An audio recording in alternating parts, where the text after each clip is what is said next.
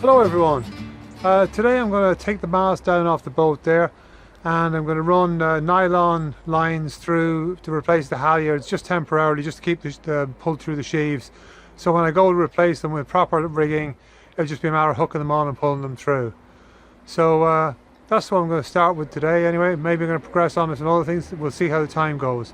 So I hope you'll come along with me, and let's get on with that.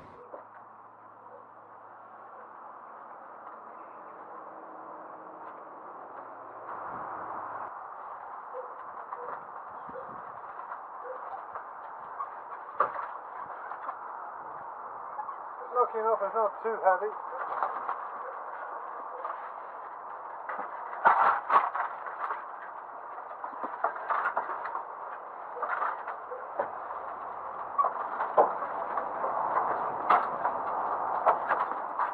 Alright, that wasn't too bad. Let's go around the other side.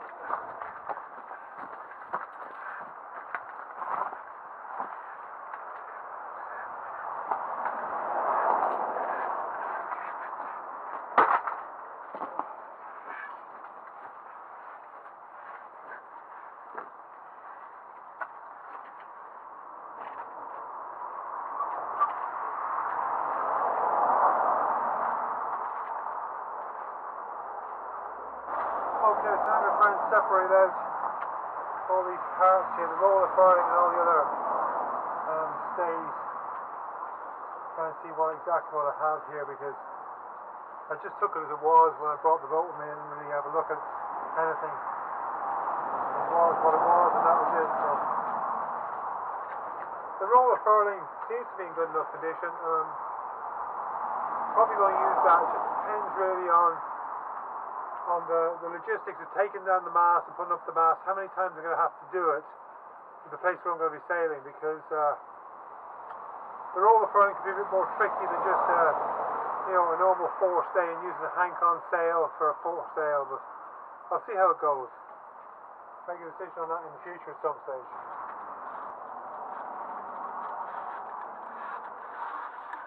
Yes, I think I would just take these all out individually and coil them up, tape them up, and it's going to be a bit more manageable.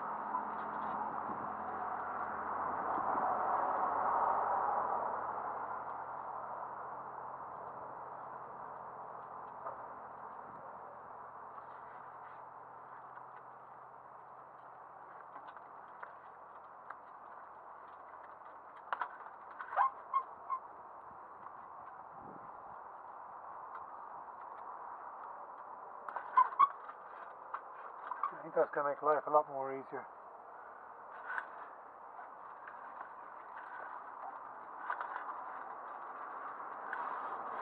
It's kind of hard to see what you're doing when everything's just a mess.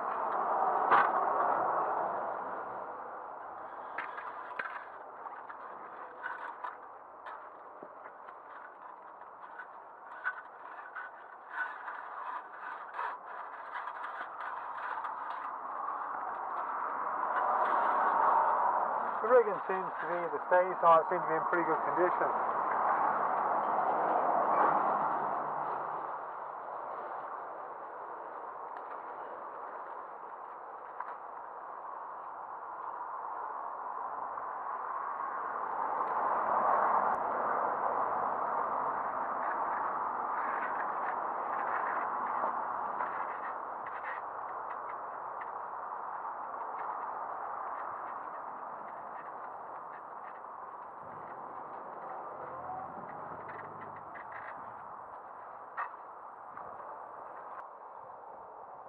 See, fittings like this, these are rusted and that, so Maybe they'll clean up, maybe they won't. Yeah, I'm not really sure about these. I really want to get something that I can use. The trouble with these is if you unhook these, you have to unwind them and loosen the tension off the rig. Whereas I've seen other people with similar setups, and what they have is they have quick release toggles. So what they can do is just undo the quick release, drop the mast, put the mast back up again, snap the quick releases back on, and they haven't been adjusted, haven't been shortened.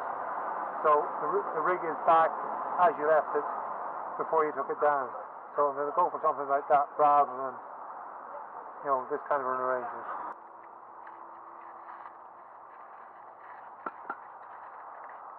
And that will do for it for the moment. And then I'm going to start pulling through all these halyards on the mast, because I don't think they're going to clean up. They're a bit green and manky, and if I'm going to do the bolt up, I'm going to have to change all the sheave block and try not to lose the screws.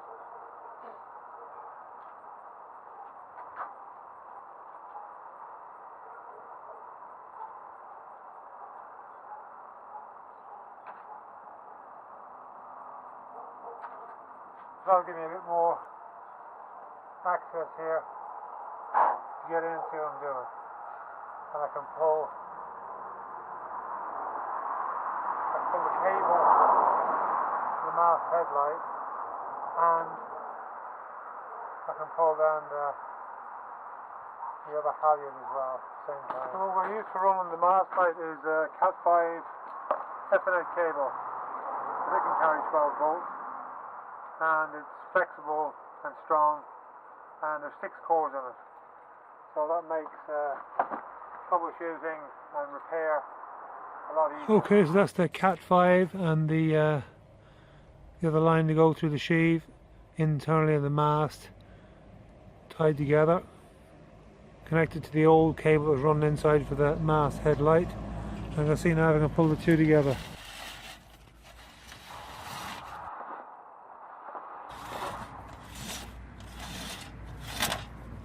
And there we're through. Not so bad. Okay, so just have to get the line put through this sheave at the bottom. Okay, so that's that pulled through. Okay, so this is the cable for the mast headlight, which I'm going to route back out through this hole in the side.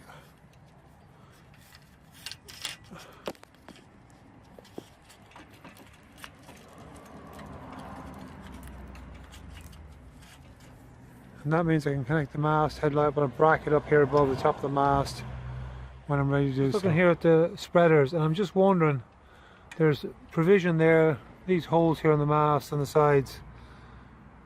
I reckon they're for running lights here at the spreaders to shine down on the deck. And while I have this here, I might as well pull cables through for that as well. Okay, so I've got the boat pulled through this far.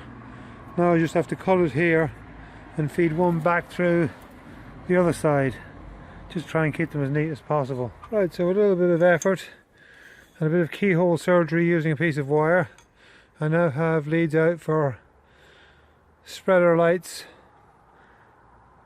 on both sides. Okay, now someone could be looking at me doing this and saying, oh, you're running Cat 5 cable there for those lights, you shouldn't be using that, you should be using some marine grade cable.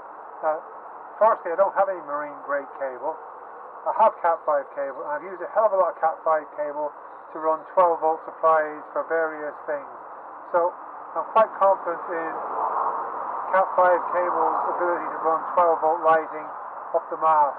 So worst case scenario, if it doesn't work, well, I know it will work, but if it breaks down or starts to fail, worst case scenario, I can use Cat 5 cable to pull some better cable, higher quality cable, or even marine grade cable through the mast. But for now, that's what I'm going to use.